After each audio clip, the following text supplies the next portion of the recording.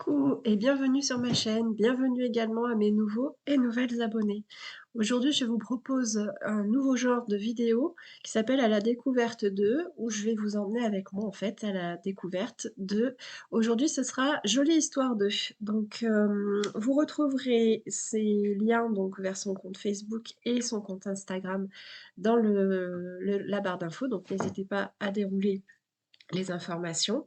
Qu'est-ce que je peux vous dire d'elle? Parce que après vous allez voir, j'ai, proposé en fait dans cet, nouveau genre de vidéo, de faire comme une espèce de mini interview, donc où j'ai posé des questions à la scrappeuse et où elle a vraiment eu la gentillesse de me répondre. Donc vous allez en savoir un peu plus.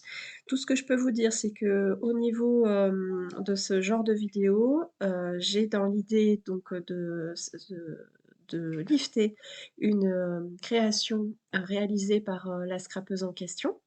Donc ici, vous allez, voir, en pas à pas une sorte de vitrine en fait, que j'ai adaptée par rapport aux dies que j'avais, je voulais faire sur un thème mer. Et donc dans ce cadre-là, j'ai demandé à Sylvia si c'était, possible de réaliser un tuto sur ma chaîne par rapport à une de ses créations, donc elle a accepté, donc je t'en remercie. Et donc, bah, on va venir, vous allez voir, la création que je fais par rapport à une, de ses créations qu'elle a déjà faites. Donc, celle-ci, pour la retrouver, c'était une publication Instagram du 18 avril 2021, donc ça date un petit peu. Il y a beaucoup de choses, elle fait beaucoup de cartes, elle fait aussi du macramé. Il y avait, énormément de créations qui m'inspiraient, mais comme les vitrines comme ça, j'en avais jamais faites, j'avais trouvé ça, l'idée assez sympa en fait de le faire en plus en tuto vidéo. Par rapport aux dimensions, si ça vous intéresse, je vous les donnerai. Par contre, j'ai vraiment adapté par rapport à mon dice, comme je vous le disais un peu plus tôt dans la vidéo. Donc, dites-moi en commentaire ce que vous voulez faire. Donc pour l'occasion, j'ai sorti mes brochos comme vous me voyez faire. Je vais juste faire un petit aparté avant de passer après aux questions. Pour le rhodoïde avec les petits cœurs en sequin, j'avais plus de rhodoïde, tout seul.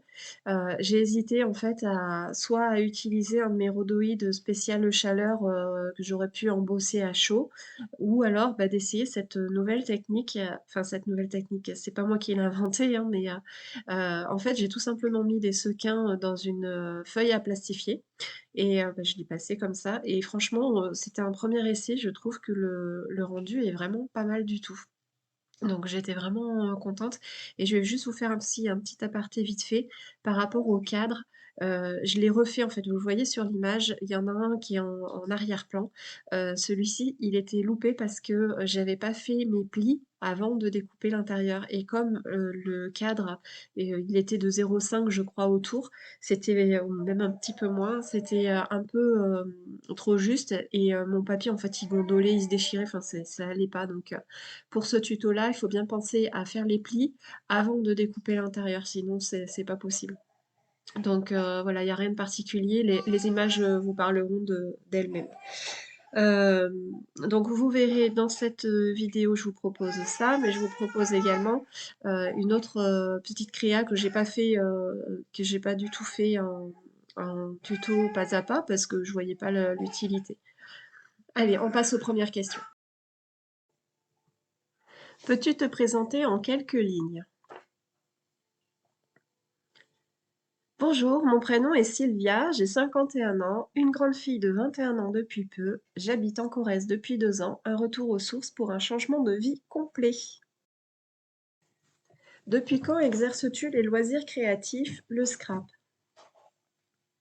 J'ai commencé le scrap en 2005 grâce à une rencontre. Je n'ai jamais arrêté depuis. Qui est ta muse? D'où tires-tu ton inspiration? Alors pas vraiment de muse, j'en ai eu à mes débuts, maintenant c'est plus le hasard d'internet. Les produits aussi sont source d'inspiration, un tampon, un die et hop, une inspiration qui arrive.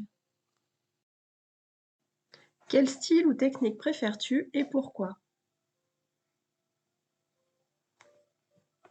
Mon style diffère selon les jours. J'ai commencé par le shabby chic et l'héritage, depuis je préfère des choses moins chargées. Ma technique préférée? Alors je pense à l'embossage à chaud et si je peux rajouter l'aquarelle pour la colorisation de tampons.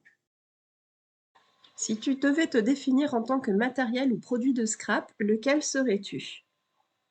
Sans hésiter, le die de découpe. J'en ai beaucoup trop mort de rire. Je suis une grande fan et j'ai du mal à résister à ces petites découpes. D'où vient ton pseudo Jolie histoire de? Mon pseudo, c'est tout simplement qu'en cherchant un nom, je me suis dit que dans le scrap, on racontait des jolies histoires. Donc, beaucoup Sylvia d'avoir pris le temps de répondre à ces questions. J'espère que vous aurez aimé sa présentation. N'hésitez pas à aller voir, à faire un petit tour sur son compte Insta ou son compte Facebook. Je vous assure que c'est vraiment de très jolies réalisations. Et il y a une petite chose aussi que je voulais rajouter. Vous pouvez retrouver certaines de ses créations dans une boutique de Corrèze. J'ai pas à l'instant où j'enregistre la vidéo, j'ai pas l'information, mais si ça vous intéresse, faites-moi un message, soit par mail, soit en commentaire sous cette vidéo, et je viendrai vous apporter des précisions.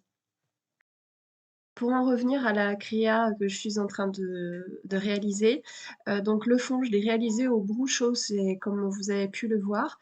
Si vous avez des questions, sur, la réalisation, sur le type de produit que j'aurais pas, mentionné, n'hésitez pas à me le noter dans les commentaires et j'essaierai de vous apporter, une réponse un peu plus précise. Au niveau des découpes, donc j'ai essentiellement utilisé des planches de Schweinflower sur le thème, de la mer. Donc là, ce sont des petites algues, il y a du corail aussi, que j'ai utilisé. La colorisation, je les ai faites à l'aquarelle, donc avec vous le voyez d'ailleurs à l'écran, j'ai utilisé, plusieurs, godets d'aquarelle enfin de collections différentes.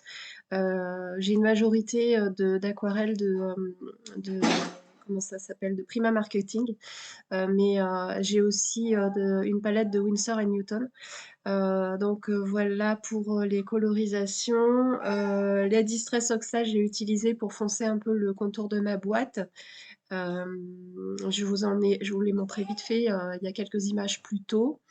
Sur le fond, vous voyez que j'ai pré-tamponné en fait les tampons que je vais mettre en 3D. En fait, comme c'est une vitrine que j'ai mis à peu près 3 cm de largeur, je peux me permettre en fait de faire de gros volumes, on va dire. Donc vous verrez au fur et à mesure de la vidéo. J'ai essayé de lisser sa création, mais honnêtement, j'ai pas pu m'empêcher de mettre ma petite touche personnelle, c'est-à-dire de mettre un peu de mix média. Sur le fond, j'ai également utilisé un tampon, pardon, pas un tampon, un pochoir avec les petits ronds. C'est mon pochoir favori. J'utilise sur la plupart de mes créas avec la Distress Oxide. Donc voilà, j'essaye de rendre ça un peu harmonieux. Certaines, je les colle tout de suite et d'autres enfin, à plat, d'autres en 3D. Alors, je vous propose de regarder quelques instants, enfin surtout quelques minutes en musique parce que j'ai plus rien à vous raconter. Si ce n'est vous raconter ma vie, je vois pas ce que je peux vous dire d'autre. J'ai utilisé donc comme vous voyez un crayon fin pour faire le tour, j'ai utilisé du Posca pour essayer d'apporter un peu de luminosité.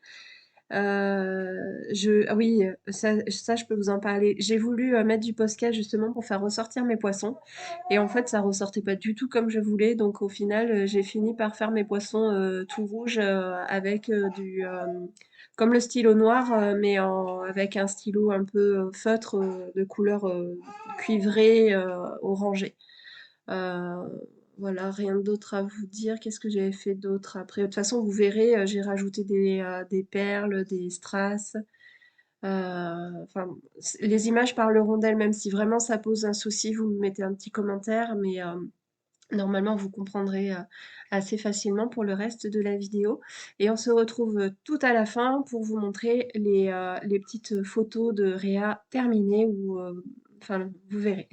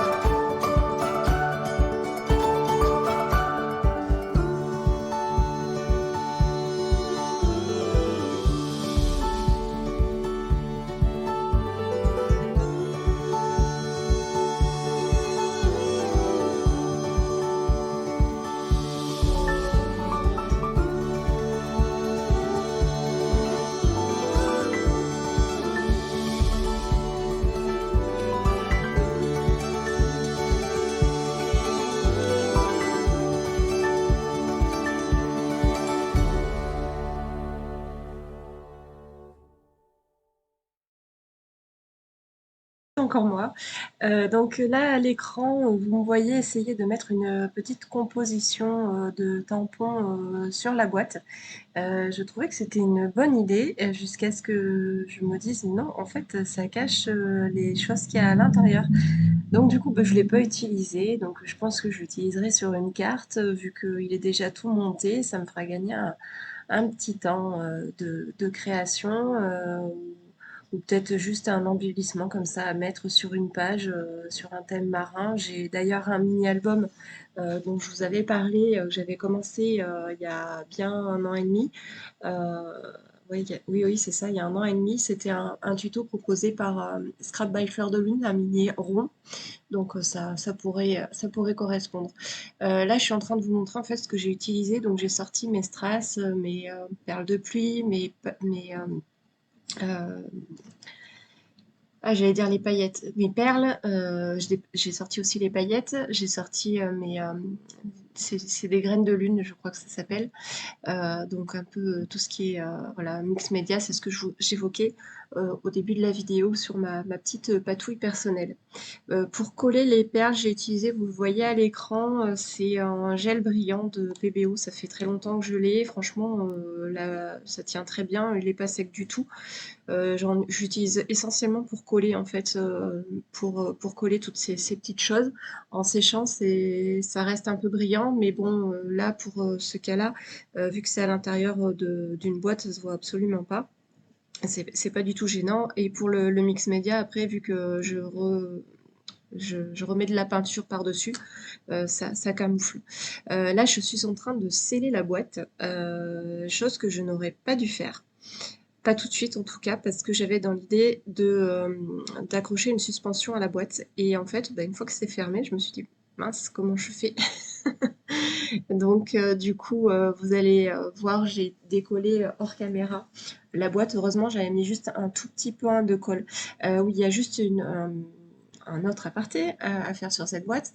La boîte à l'intérieur, pour être sûr que le couvercle passe par-dessus, je l'ai fait un peu plus grand. Sauf que là, je l'ai fait un poil trop grand et ça fait que ma boîte, elle a un peu, comment dire, je sais pas si on le verra sur les photos, mais du coup, ouais, ça baille un petit peu en fait. Bon, après, l'avantage, c'est que ça se referme très très facilement, mais du coup, ouais, c'est un peu trop grand. Donc, si je peux vous donner un conseil, c'est vraiment bah, de le prévoir un peu moins d'épaisseur, enfin, de rab, quoi. J'avais pris en compte les épaisseurs de mes papiers, mais au final, mes papiers sont assez fins. Là, j'ai voulu utiliser la Crocodile pour pouvoir faire bah, les trous en fait. Sauf que ben, la Crocodile, ça allait pas en fait, ça passait pas du tout. Donc je suis en train de faire des marquages au crayon de papier. Alors tant bien que mal parce que ben, comme je vous disais, mon papier est assez fin. Donc du coup, il est trop souple. Donc j'arrivais pas à faire ce que je voulais faire. Bon, j'arrive quand même à faire dans mon idée. Donc je fais des trous rapidement avec mon poinçon. Et bon, ça fait pas hyper joli. Donc je me suis arrangée pour que les trous partent vers l'intérieur. Et comme à l'intérieur, ça se verra un peu moins avec la boîte, c'est moins gênant. Donc voilà, j'avais vraiment cette idée de... Alors, il tient debout, hein, la vitrine, mais j'avais vraiment cette idée de suspension. Donc bon, j'ai quand même réussi à mes fins. Là, je vous montre rapidement, avant de fermer la boîte, vous voyez, j'ai coupé les nœuds à ras. L'intérieur, les petites choses que j'avais rajoutées au dernier moment, donc on voit les perles de pluie, on voit les paillettes, et puis le décor avec les pierres de lune, et puis le petit crabe que je trouvais trop mignon. Je l'ai laissé blanc tel quel parce que je me suis dit il fondait bien avec les cailloux et c'est souvent au fond de la mer bah, qu'on confond en fait les crustacés, les poissons avec le sable ou les coquillages. Et donc là c'est la boîte une fois terminée. Donc bah, en fin de compte je regrette pas de pas avoir mis la déco dessus parce que je pense que ça aurait vraiment bah, gâché un peu cette découpe que j'ai de cadre un peu de cadre thème marin. On arrive à la fin de cette vidéo. Je vous remercie d'avoir suivi jusqu'au bout. J'espère que ce nouveau concept vous plaît. N'hésitez pas à me laisser un commentaire. Ça me fait toujours très plaisir de vous lire. Je vous laisse avec ces quelques photos. Vous allez voir la deuxième créa aussi que j'ai fait en Lichtenau Sylvia. Donc c'est un marque-page. J'ai utilisé en fait tout simplement la chute de mon rhodoïde fait maison, on va dire, avec les petits sequins en forme de cœur. J'aime beaucoup le résultat. Et donc voilà, j'ai rien d'autre à vous annoncer. Je suis en train de tourner 2 autres vidéos dans le même genre, donc j'espère vraiment que ça vous plaira et puis que, bah, on va pouvoir, découvrir d'autres scrapeuses par ce biais-là de création et de partage. J'espère que vous allez tous bien. J'ai oublié de vous demander ça en début de vidéo. Moi, c'est pas la grande forme. J'ai bon, comme tout le monde, vous allez me dire. Mais bon, voilà. Et bien écoutez, je vous fais de gros bisous et je vous dis à très bientôt pour une prochaine vidéo. Salut!